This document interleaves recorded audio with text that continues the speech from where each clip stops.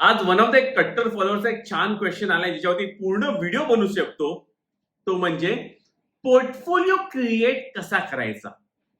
Okay, आता हा question कोणी केलेला आहे? क्वेश्चन आलेला आहे आपल्या भूषणजींचा क्वेश्चन आलेला आहे. ओके, सो ह्या क्वेश्चन वरती मला डिटेल या व्हिडिओमध्ये मला एक्सप्लेन करायचं आहे. मला तुम्हाला नुसतंच पोर्टफोलिओ क्रिएशन नाही, आपण ह्याला फर्दर डिवाइड करूया 3 गोष्टींमध्ये. पहिली गोष्ट, हा एक स्विंग ट्रेडिंगचा पोर्टफोलिओ आपण कसा क्रिएट करू शकतो, इन्व्हेस्टिंगचा पोर्टफोलिओ कसा क्रिएट करू शकतो, आणि फायनली म्युच्युअल फंडचा पोर्टफोलिओ कसा क्रिएट करू शकतो. एक ब्रॉडर आणि एक सिम्पलर भाषेमध्ये मी या व्हिडिओमध्ये तुम्हाला एक्सप्लेन करणार. चला व्हिडिओची आपण सुरुवात करूया.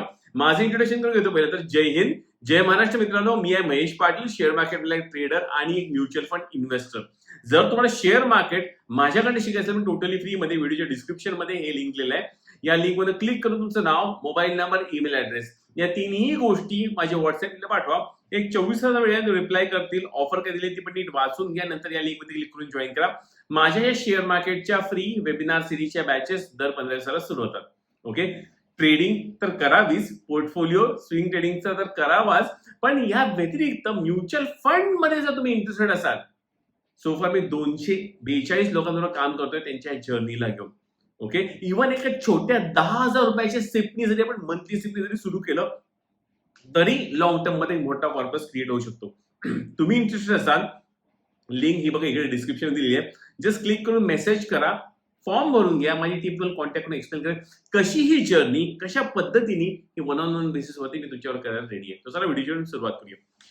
सो पहिली गोष्ट तर आपण हे तर समजूया की पोर्टफोलिओ क्रिएशन म्हणजे काय. ओके, सिंपल भाषेमध्ये एक्सप्लेन करायचं गेलं, पोर्टफोलिओ म्हणजे फुल काय म्हणतात गुलदस्ता. ओके, एक सिंपलचा बुके असतो. ते बुकेमध्ये कुठलं एकच फुल असतं का, किंवा एका टाईपची हजारो फुलं असतात का? नाही. त्या बुकेमध्ये एक गुलाब असणार, एक लोटस असणार, एक डेझी असणार, एक इतर गोष्टी हिरव्या काहीतरी झाडे बिडे लावतात ते.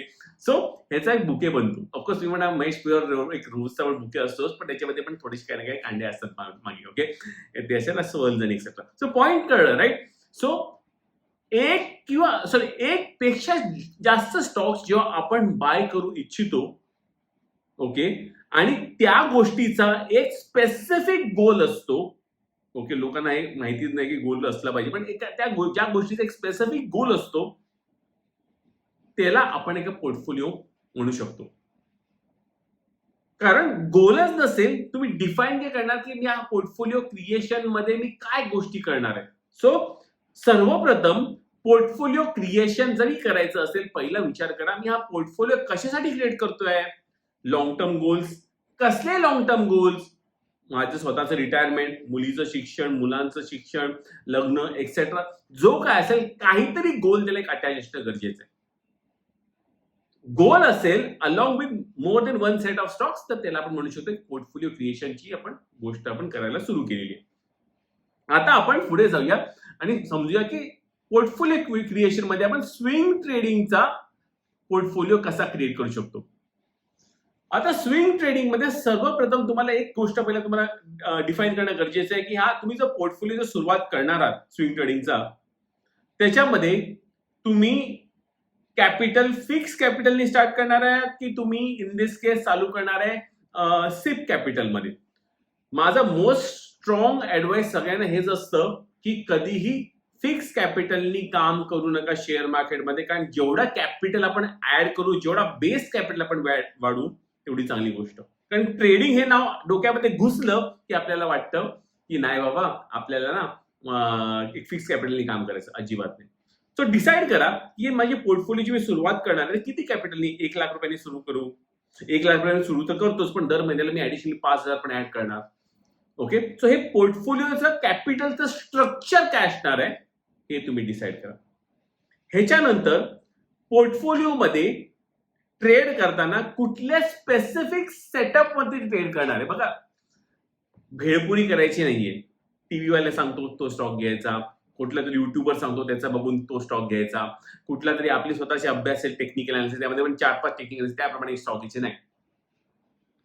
1 किंवा 2, मॅक्सिमम 1 किंवा 2च्या पुढे त्या स्ट्रॅटेजी तुमच्या नसल्याच पाहिजे. आणि एक किंवा मी तर म्हणजे एका स्ट्रॅटेजीच्या बेसिसवरती तुम्ही त्या स्टॉकचं सिलेक्शन करा. ओके, तुम्ही म्हणा स्ट्रॅटेजी काय? स्ट्रॅटेजी तुम्ही डिफाईन करायची. सिम्पल. जर तुम्हाला वाटतंय की पहिलं स्ट्रॅटेजी डिफाईन करणं सर्वात महत्वाची गोष्ट काय की माझ्याकडे वेळ आहे का या गोष्टी करायला आणि किती वेळ आहे. दररोज वेळ काढू शकतो तर स्ट्रॅटेजीमध्ये आपण डेली चार्टचा आपण वापर करू शकतो. आठवड्यातून एकदा वेळ काढू शकतो किंवा वीकेंडला वेळ काढू शकतो तर वीकली चार्टवरतीच आपल्याला फोकस करायला लागणार. महिन्यातून एकदाच करू शकतो तर मंथली चार्टवरती फोकस करायला लागणार. ओके, सो किती वेळ देऊ शकाल तुम्ही ऍक्च्युअली या स्विंग ट्रेडिंगसाठी त्याप्रमाणे तुम्ही डिझाईन करा तुमची स्ट्रॅटेजी. त्याप्रमाणे तुम्ही टाइम फ्रेम सिलेक्ट करा डेली, वीकली, मंथली. आता तुम्हाला हे सगळे टाइम फ्रेम आणि जर गोष्टी माहिती नसतील तर आपल्या वेबिनार सिरीज जॉईन करा, सगळ्या गोष्टी शिकायला मिळतील तुम्हाला. ओके, तर आपलं चॅनल फॉलो करत राहा. हे झालं. ह्याच्यानंतर आता मी किती स्टॉक्स मध्ये काम करणार आहे, टोटल नंबर ऑफ स्टॉक्स. कारण स्विंग ट्रेडिंग आहे, ट्रेडिंगच्या पोर्टफोलिओमध्ये एकदम 100 स्टॉक्स नसले पाहिजे. ट्रेडिंगचा पोर्टफोलिओ जेवढा कॉन्सन्ट्रेटेड असेल तेवढं चांगलं. मी तर म्हणजे मिनिमम 10, मिनिमम 3, मॅक्सिमम 20. 3 to 20च्या रेंजमध्ये डिसाईड करा की किती नंबर ऑफ स्टॉक्स आपल्याला पाहिजे. हे झालं. या गोष्टी झाल्यावरती फायनली आपण आपला जो लास्ट सर्वात महत्वाचा कंपोनंट आहे तो म्हणजे ट्रेड प्लॅन. ट्रेड प्लॅन मध्ये तुम्ही तुमची स्ट्रॅटेजी कंपोनंट तर येणारच आहे, पण ह्या व्यतिरिक्त तुम्ही स्टॉकची स्कॅनिंग कशी करणार. ओके, प्रायमरी पॅरामीटर्स काय असणार आहे. मिनिमम 200 सिम्पल मूव्हिंग एव्हरेजच्या वरती जरी असला पाहिजे. एक्झाम्पल डिव्हिडंड देणारा स्टॉक तरी असला पाहिजे. असे हे पॅरामीटर्स तुमच्या तिकडे येणार, लिहिले जाणार ट्रेड प्लॅन मध्ये. ऍडिशनली तुमची एंट्री कशी तुम्ही घेणार आहे, एंट्रीचे पॅरामीटर्स एक्झॅक्टली काय असणार आहे, एक्झिटचे पॅरामीटर्स काय असणार. एक्झाम्पल एंट्री मी सुपर ट्रेंडच्या बायला घेईन, एक्झिट पण मी सुपर ट्रेंडच्या याला घेईन. सो एंट्री एक्झिटचे प्लॅन काय असणार आहे, पर ट्रेड मी किती कॅपिटल लावणार आहे, रिस्क टू रिवॉर्ड माझं काय असणार आहे. सो ह्या सगळ्या गोष्टीने तो बनतो तुमचा ट्रेड प्लॅन. सो एकदा ह्या सगळ्या गोष्टी तुमच्या फिक्स झाल्या, तुमची एक चांगली एक गाडी तुमच्या हातात मिळालेली आहे शेअर मार्केटमध्ये पोर्टफोलिओची कन्स्ट्रक्शन करण्याच्या हिशोबाने, तुमची पुढे वाटचाल व्हायला सुरू होते स्विंग ट्रेडिंग. ओके, हे एवढ्या गोष्टी जर केल्यास सिम्पल स्विंग ट्रेडिंग करणं सोपं होतं. आता पुढची गोष्ट आहे इन्व्हेस्टिंग. आता इन्व्हेस्टिंग ऍक्च्युअली स्विंग ट्रेडिंग पेक्षा पण सिम्पल आहे. कारण इन्व्हेस्टिंग मध्ये, स्विंग ट्रेडिंग मध्ये तसं पाहायला गेलं तर बऱ्याचशा गोष्टी रिलॅक्स होतात.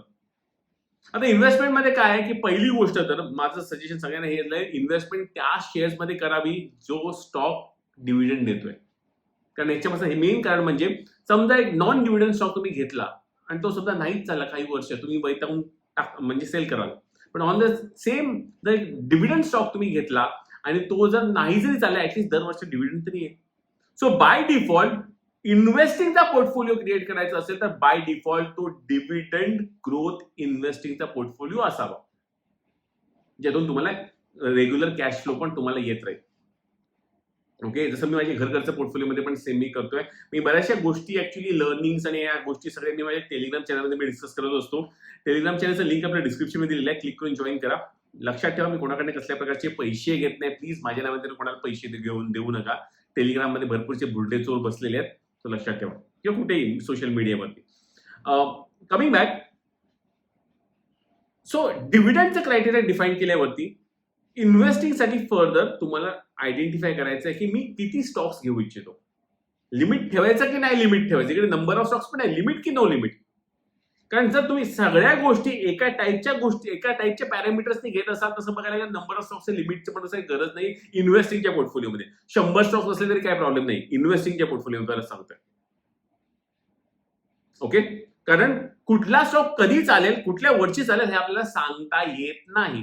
सो डिव्हिडंड स्टॉक असला पाहिजे, पण नंबर ऑफ स्टॉक्स मध्ये तशी कॅप नाही ठेवली तरी काही प्रॉब्लेम नाहीये. काही लोक नंबर ऑफ स्टॉक्स मध्ये कॅप ठेवताना म्हणतात मी एका स्टॉक मध्ये स्थित करणार, तर ते परत तुमची स्ट्रॅटेजी कंपोनंट मध्ये येणार. ओके, सो तुम्ही डिफाईन करा की मी हे 20 स्टॉक्स मी डिसाईड केलेले आहेत, या 20 स्टॉक्स मध्येच मी इन्व्हेस्ट करत राहणार, किंवा माझे मी स्टॉक जो घेईन प्रत्येक parameter of the stock same असणार जेव्हा बाय करताना. एक्झाम्पल पर अगेन मी म्हणेन की मंथली चार्टच ब्रेकआउट घेईन, फक्त मंथली चार्ट जे डिव्हिडंड वाला आहे तोच मी घेईन, पण असे मल्टिपल स्टॉक्स घेत राहील. तर ते अगेन तुम्हाला डिफाईन करणं गरजेचं आहे. पण हे एवढंच डिव्हिडंड आणि टेक्निकल सेटअप जरी तुम्ही डिफाईन केला तरी मोर देन इनफ आहे. ऑफकोर्स याच्यामध्ये थोडंसं तुम्हाला फंडामेंटल अनालिसिस पण करायला लागेल, जसं की कंपनीची, कारण तुम्ही आपण लॉंग टर्म साठी घेतोय, मग आलतू फालतू प्रमोटरला घ्यायचं नाही, हेवी डेटवाले कंपनीला घ्यायचं नाही. ओके, चांगला सेल्स आणि प्रॉफिटनी कंटिन्युअसली वाढते अशी कंपनी घ्यायची.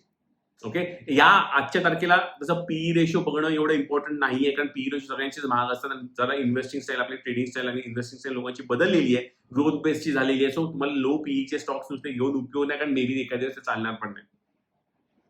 ओके, सो या सगळ्या गोष्टी बघून आपल्याला इन्व्हेस्टिंग करायचं आहे. आणि इन्व्हेस्टिंगचं लक्षात ठेवा, क्लिअर कट धोरण असलं पाहिजे की मी ह्याच्यामधनं फक्त कॅश फ्लो मधून डिव्हिडंड करायचा प्रयत्न करेन, बाकी मी या पोर्टफोलिओमध्ये चर्निंग करत बसणार नाही. चर्निंग कधी करेन, म्हणजे ट्रेड प्लॅन मध्ये मी लिहून ठेवेन, चर्निंग मी तेव्हाच करेन जेव्हा प्रमोटर चोर निघाला तर. नाहीतर उगाच तरी एआय येते म्हणून आपला आयटी सेक्टर विकला किंवा असं काही एक्झाम्पल, जस्ट रिसेंट एक्झाम्पल मी तुम्हाला देते म्हणून असं करायचं नाही.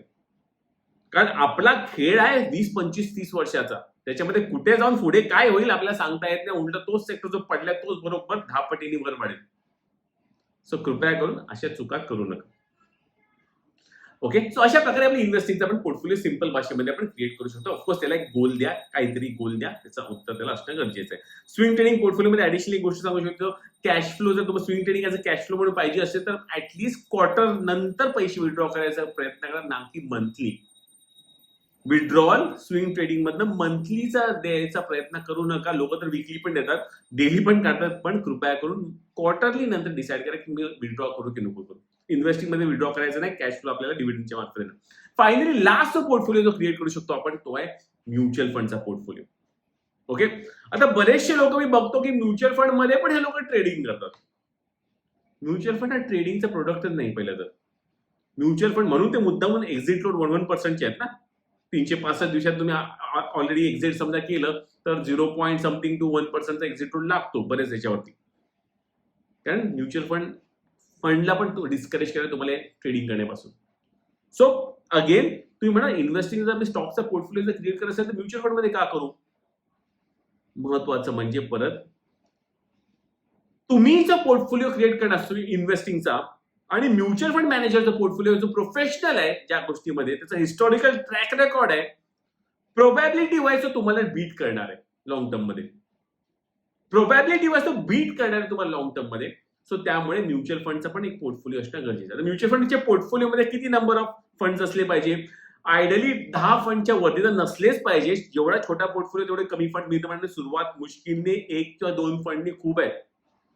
जरा सेक्टर लेवलवर डिव्हर्सिफाय जरा मोठा 5-10 लाखाचा पोर्टफोलिओ झाला तर मे बी अप टू 5 ते 6 फंड ठीक आहेत, पण त्याच्यावरती जायचं नाही. म्युच्युअल फंडचा पोर्टफोलिओ क्रिएट करणं खूपच सोपं आहे. पहिली जर तुमच्याकडे खरंच चांगला डिस्ट्रीब्युटर असेल तर खूपच सोपं आहे. फक्त त्याच्यामध्ये एकच आहे की पेशन्स खूप लागते. कारण फंड कधी कधी बघितले, हिस्टॉरिकल डेटा पण बरेच लोकांचे लाईव्ह डेटा पण बघितलेला आहे, जिकडे एका व्यक्तीने 2010 मध्ये इन्व्हेस्टिंग सुरू केली, 2020 मध्ये पण निगेटिव्ह आहे त्या व्यक्तीचा पोर्टफोलिओ, पण 2025-26 पर्यंत अफलातून रिटर्न देतो. 15% काय करत देतो तो पोर्टफोलिओ. सो फुल पेशन्सचा खेळ आहे. आणि पोर्टफोलिओ कन्स्ट्रक्शन मध्ये सिंपल म्युच्युअल फंडला घेऊन हेच करायचं की बोलायचं आहे माझं सुरुवातीला छोटा पोर्टफोलिओ 1 ते 2 म्युच्युअल फंड्स खूप आहे. एक कमीत कमी 25 ते 35 लाख रुपये क्रॉस व्हायला लागलं की मी 5 फंड्स पर्यंत जाईल. आणि एकदा 1 शेअर क्रॉस करायला लागलं की हा बेबी 10 फंड्स पर्यंत आहे, पण 10च्या वरती जायचंच नाही. 10 चांगले क्वालिटीचे फंड सिलेक्ट करून त्याच्यामध्ये प्रत्येक फॉलमध्ये सिप लमसम जर मारत बसलात, प्रोबॅबिलिटी वाईज तुमचा म्युच्युअल फंडचा पोर्टफोलिओ तुमच्या या शेअर मार्केटच्या पोर्टफोलिओला, इन्व्हेस्टमेंट आणि ट्रेडिंग पोर्टफोलिओ आपण आउट परफॉर्म करू शकतो. ओके, एनिवेज लास्ट क्वेश्चन एक तुम्हाला विचारतो आणि इकडे आजचा व्हिडिओ संपूया. तुम्हाला कुठला पोर्टफोलिओ आवडतो for that matter, swing trading, investing की म्युच्युअल फंड पोर्टफोलिओ? प्लीज कमेंटमध्ये जरूर लिहा, बघूया काय कोणाचं काय मत आहे. मित्रांनो, मी आहे महेश पाटील. जय हिंद, जय महाराष्ट्र.